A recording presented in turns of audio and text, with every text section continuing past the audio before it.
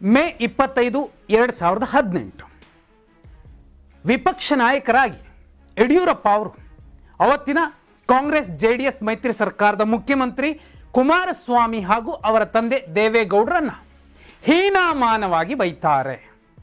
ಇವತ್ತು ಚಿತ್ರಣ ಚೇಂಜ್, ಅದೇ ನಾಯಕರು ಒಟ್ಟೊಟ್ಟಿಗೆ ನಿಂತಿದ್ದಾರೆ.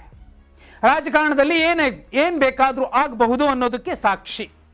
ಎರಡನೇದು, ಅದೇ ದಿನ ಮೇ 25, 2018 DK ಶಿವಕುಮಾರ್ ಅವರಿಗೆ ಒಂದು ಸಂದೇಶ ಕೊಡ್ತಾರೆ. DK ಶಿವಕುಮಾರ್ ಅವರೇ, ನೀವು ಮುಖ್ಯಮಂತ್ರಿ ಆಗಬೇಕು ಅಂತಿದ್ದೀರಿ, ಆ ಕಡೆ ಇದ್ರೆ ಆಗ್ತೀರಾ, ಈ ಕಡೆ ಬನ್ನಿ ನೀವು ಮುಖ್ಯಮಂತ್ರಿ ಆಗ್ತೀರಿ ಅನ್ನೋ ಮಾತನ್ನ ಹೇಳಿದ್ರು. ಈ ಮಾತನ್ನ ನೆನಪಿಸೋದಕ್ಕೆ ಬಹುಮುಖ್ಯ ಕಾರಣ ಇದೆ.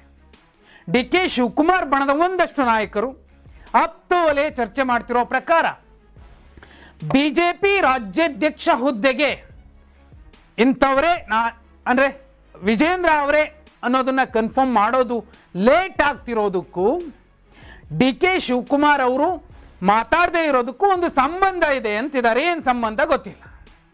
ಆದ್ರೆ ಸಿದ್ದರಾಮಯ್ಯ ಅವರು ಸ್ಪಷ್ಟವಾಗಿ ಹೇಳಿದ್ರು 2 ಸಲ ನಾನೇ ಮುಖ್ಯಮಂತ್ರಿ, 5 ವರ್ಷ ನಾನೇ. ಆ ಕಡೆ ಹೈಕಮಾಂಡ್ ಕೂಡ ಸಿದ್ದರಾಮಯ್ಯ ಅವರನ್ನ ಎದುರು ಹಾಕೊಂಡು ಏನ್ ಮಾಡೋದು ಅನ್ನುವಂತಹ ಭಯದ ಮಧ್ಯೆ, ಅಕ್ಷರಶಃ ಭಯದ ಮಧ್ಯೆ DK ಶಿವಕುಮಾರ್ ಅವರಿಗೆ ಸಮಾಧಾನ ಮಾಡಿ ಹೇಳುವಂತಹ ಕೆಲಸ ಮಾಡಬಹುದು. ಯಾಕಂದ್ರೆ 2023 ರಾಜ್ಯ ವಿಧಾನಸಭಾ ಚುನಾವಣೆಯಲ್ಲಿ ಕಾಂಗ್ರೆಸ್ 135 ಸ್ಥಾನ ಗಳಿಸಿದ ಮೇಲೆ ಮುಖ್ಯಮಂತ್ರಿ ಯಾರಾಗಬೇಕು ಅನ್ನೋ ಚರ್ಚೆ ಬಂದಾಗ DK ಶಿವಕುಮಾರ್ ಅವರು ಪ್ರತಿಪಾದನೆ ಮಾಡಿದ್ರು, ನಾನು ಮುಖ್ಯಮಂತ್ರಿ ಆಗಬೇಕು ಅಂತ. ಅವತ್ತು ಹೈಕಮಾಂಡ್ ಒಂದೇ ಮಾತು ಹೇಳಿತ್ತು, ನಮ್ಮ ಮುಂದಿರುವಂಥದ್ದು ಲೋಕಸಭಾ ಚುನಾವಣೆ, ಮೊದಲು ಸಿದ್ದರಾಮಯ್ಯ ಅವರಾಗಿರ್ಲಿ, ಆನಂತರ ನಾವು ಮಾತಾಡೋಣ ಅಂತ ಹೇಳಿತ್ತು. ಆದರೆ ಆ ಮಾತಾಡೋಣ ಅಂತ ಹೇಳಿದ್ದನ್ನೇ ಅಧಿಕಾರ ಹಂಚಿಕೆಯ ಒಪ್ಪಂದ ಅನ್ನೋ ರೀತಿಯಲ್ಲಿ DK ಶಿವಕುಮಾರ್ ಅವರ ಬಣ ಜೀವಂತವಾಗಿರಿಸಿತ್ತು ಆ ವಿಚಾರವನ್ನ. ಆಯಿತು, ಲೋಕಸಭಾ ಚುನಾವಣೆ ಆಯಿತು. ಈಗ ಬಿಹಾರ ಚುನಾವಣೆ ಮುಗಿಯಲಿ, ಇಂಥ ಟೈಮಲ್ಲಿ ನಾವು ಯಾವುದೇ ಸಾಹಸಕ್ಕೆ ಕೈ ಹಾಕೋದು ಬೇಡ ಅಂತ ಹೇಳ್ತಾ ಇದೆ ಹೈಕಮಾಂಡ್. ಹಾಗಿದ್ರೆ ಸಿದ್ದರಾಮಯ್ಯ ಅವರು ಎರಡೆರಡು ಹೇಳಿಕೆ ಕೊಟ್ಟು ತಮ್ಮ ತಾಕತ್ತು ಪ್ರದರ್ಶನ ಮಾಡಿದ್ರು. DK ಶಿವಕುಮಾರ್ ಅವರು ಸೈಲೆಂಟ್ ಆಗೇ ಇದ್ದಾರೆ. ನಾನು ಚೆಸ್ ಆಡ್ತೀನಿ, ಚದುರಂಗದ ಪಾನ್ಗಳನ್ನು ಹೇಗೆ ಮೂವ್ ಮಾಡಬೇಕು ನಂಗೆ ಗೊತ್ತಿದೆ ಅಂತ ಹೇಳ್ತಿದ್ದಾರೆ.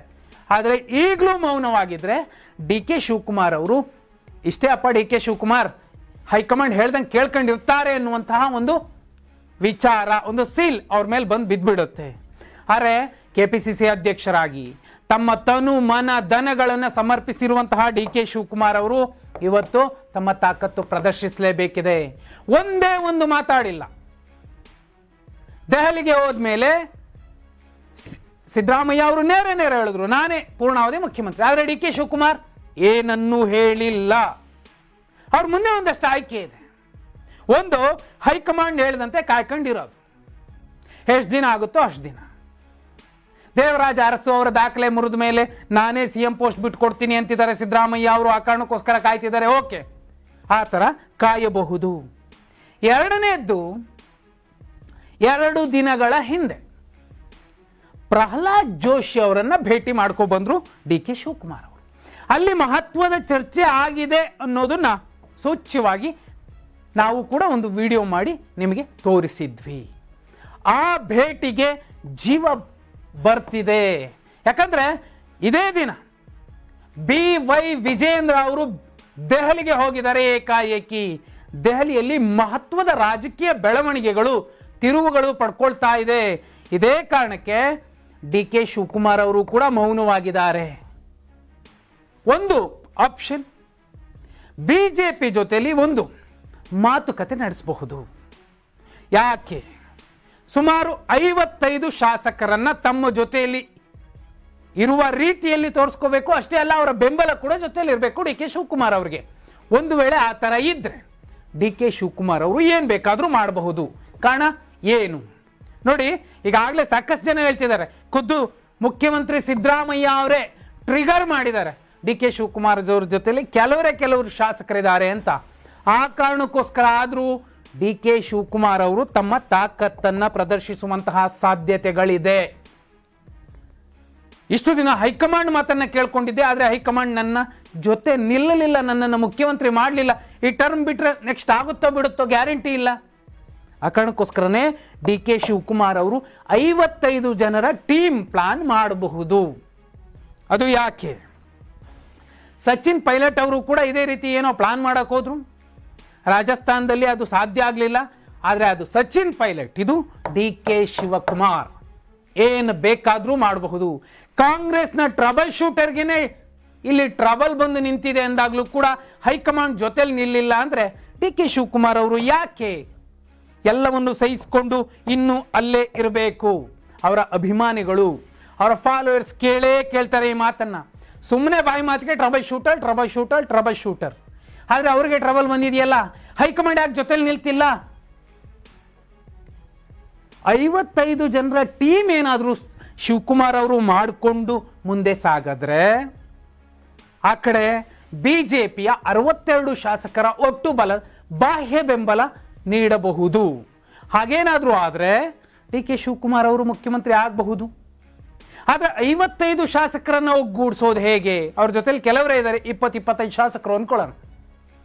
ಇನ್ನುಳಿದ 25 ಶಾಸಕರನ್ನ ತಮ್ಮ ತಾಕತ್ತು ಪ್ರದರ್ಶಿಸೋ ಕಾರಣಕ್ಕೋಸ್ಕರನಾದ್ರೂ ಅವರು ಕುದುರೆ ವ್ಯಾಪಾರ ಮಾಡಬೇಕಾಗತ್ತೆ. ಯಾವತ್ತೋ ಅಮಿತ್ ಶಾ ಅವರು ಕರೆದಿದ್ರು ಅಂತ ಖುದ್ದು ಡಿ ಕೆ ಶಿವಕುಮಾರ್ ಅವರೇ ಹೇಳ್ಕೊಂಡಿದ್ರು.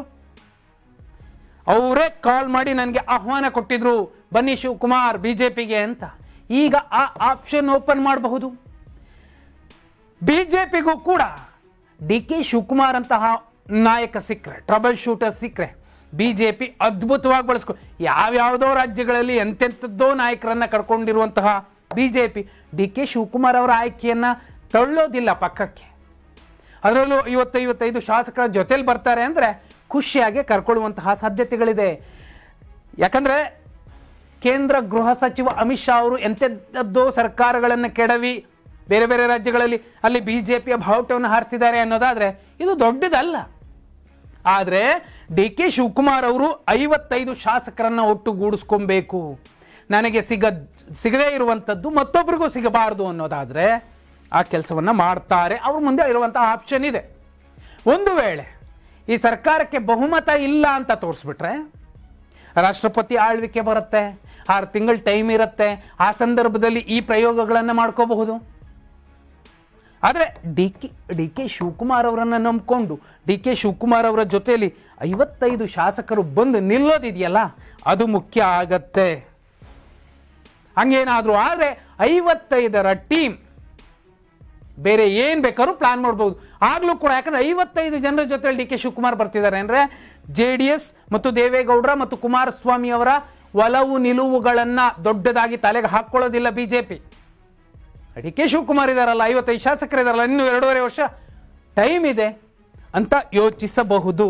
ಇವ್ಯಾವು ಆಗಲ್ಲಪ್ಪ, ಇಲ್ಲ ಡಿ ಕೆ ಶಿವಕುಮಾರ್ ಅವರ ಕೈಲಿ 55 ಶಾಸಕರನ್ನ ಒಗ್ಗೂಡಿಸೋಕಾಗಲ್ಲ, ಸಿದ್ದರಾಮಯ್ಯನೇ ಗ್ರೇಟು ಅಂತ ಮುಂದುವರಿತಾರೆ ಅನ್ನೋದಾದ್ರೆ DCM ಪೋಸ್ಟ್ ಅಲ್ಲೇನೆ ಇದ್ಕೊಂಡು KPCC ಅಧ್ಯಕ್ಷ ಸ್ಥಾನ ಸಾಕು ನನಗೆ ಅಂದುಕೊಂಡು 2028ರ ತನಕ ಸುಮ್ಮನೆ ಇದ್ದು 2028ರ ವಿಧಾನಸಭಾ ಚುನಾವಣೆಯನ್ನ ಮತ್ತೆ ಅವರ ಅಧ್ಯಕ್ಷತೆಯಲ್ಲೇ ಮುಂದುವರೆದು ಹಾಗೇನಾದ್ರೂ ಗೆದ್ರೆ ಆಗ ಮತ್ತೊಮ್ಮೆ ಮುಖ್ಯಮಂತ್ರಿ ಸ್ಥಾನ ಈಗಲಾದ್ರೂ ಕೊಡಿ ಅಂತ ಕೇಳಬಹುದು.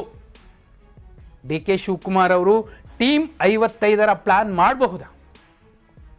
ಅಮಿತ್ ಶಾ ಅವರು ಯಾವತ್ತೋ ಕರೆದಿದ್ರು, ಖುದ್ದು ಯಡಿಯೂರಪ್ಪ ಅವರು ವಿಧಾನಸೌಧದ ಒಳಗಡೆ ಕಲಾಪದ ಮಧ್ಯೆ ನೀವು ಅಲ್ಲಿದ್ರೆ ಮುಖ್ಯಮಂತ್ರಿ ಆಗ್ತೀರಾ, ಇಲ್ಲಿಗೆ ಬಂದ್ರೆ ಆಗ್ತೀರಿ ಅಂತ ಹೇಳಿದ್ರಲ್ಲ, ಆ ಆಹ್ವಾನವನ್ನ ಸ್ವೀಕರಿಸ್ತಾರ? ಅಂಥದ್ದೊಂದು ಧೈರ್ಯವನ್ನ ಡಿ ಕೆ ಶಿವಕುಮಾರ್ ಅವರು ಕಾಂಗ್ರೆಸ್ನ ಟ್ರಬಲ್ ಶೂಟರ್ ಮಾಡ್ತಾರಾ? ಕಮೆಂಟ್ ಮಾಡಿ.